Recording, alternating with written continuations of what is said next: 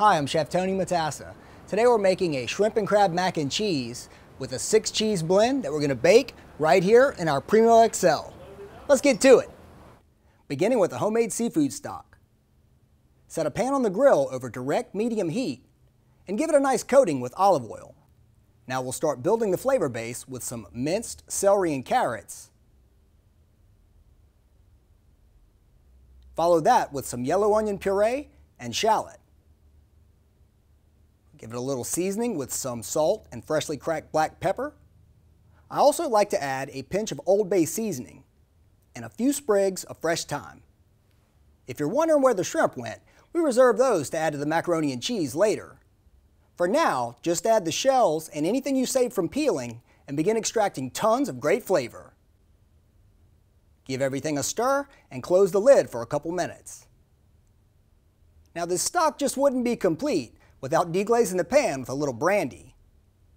Finish up by adding a few cups of water and let the stock simmer and reduce for about 30 minutes. This will extract all those great flavors and leave us with an incredible stock. Once finished, remove the pan from the grill and set aside while you grill up the shrimp. I like grilling my shrimp on flat skewers because it keeps them from spinning all over the place every time you turn. Grill them for about a minute on each side. The char-grilled flavor from the shrimp is going to give our macaroni and cheese a delicious taste. Once they've turned a nice pink color like this, you can remove and allow them to cool. Now it's time to strain off the seafood stock. You can use a spoon to press out the last drops. Trust me, you don't want to waste any. Just give the shrimp a rough chop and mix them in with some fresh lump crab meat. Give everything a light toss and set aside with the stock while we start mixing up our cheese sauce. To get the right consistency, pre-shred all of your cheeses and allow them to come to room temperature. Right here we have some fontanella, a little extra sharp cheddar, some smoked Gouda, which along with this smoked Gruyere will add a nice little layer of flavor in our mac and cheese. And we also have some Parmesan, and this goat cheese will be for the topping later.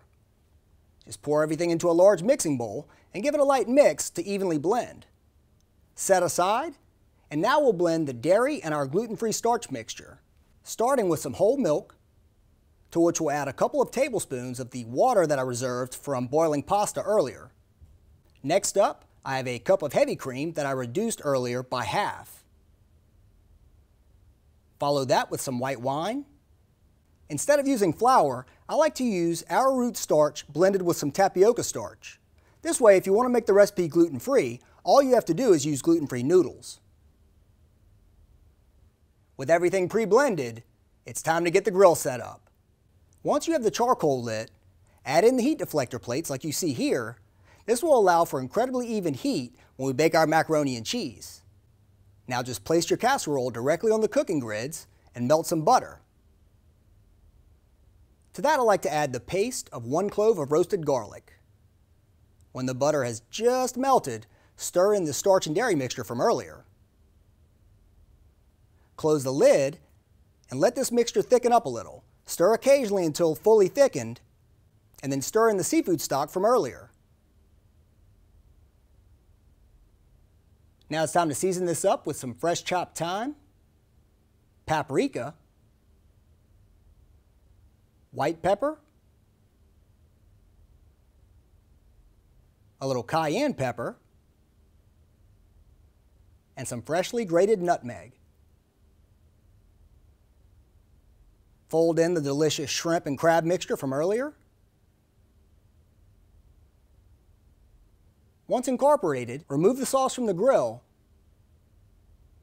and fold in the cheese blend until everything has just melted. Do not overwork or overblend the sauce.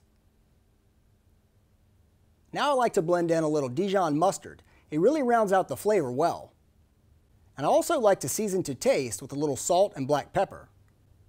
The pasta is parboiled until just before al dente, so that when we bake it, the noodles will finish getting tender as the cheese bubbles. First, give the noodles a light coat with some of the cheese sauce, and prep the casserole dish with a little butter. On to the layers of cheesy goodness. Start it off with a layer of cheese sauce, followed by a layer of noodles, some fresh grated cheese blend, and repeat this layering process until it nearly reaches the top of the dish. For the final topping, I like to use grated extra sharp cheddar with a speckling of goat cheese crumbles. This shrimp and crab mac and cheese is ready to be baked at 350 to 400 degrees for about 15 minutes, or at least until the cheese is lightly browned and bubbling.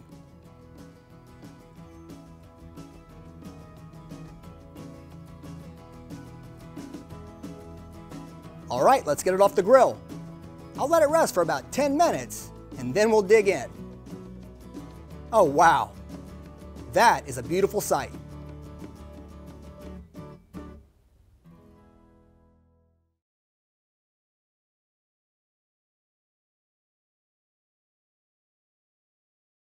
I think we nailed it.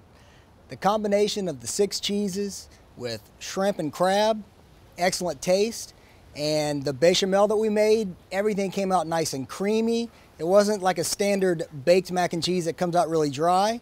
I hope that you'll give it a shot, and I hope you like it. Thank you for watching today. I'm Chef Tony Matassa, and remember, at BBQGuys.com, we smoke the competition.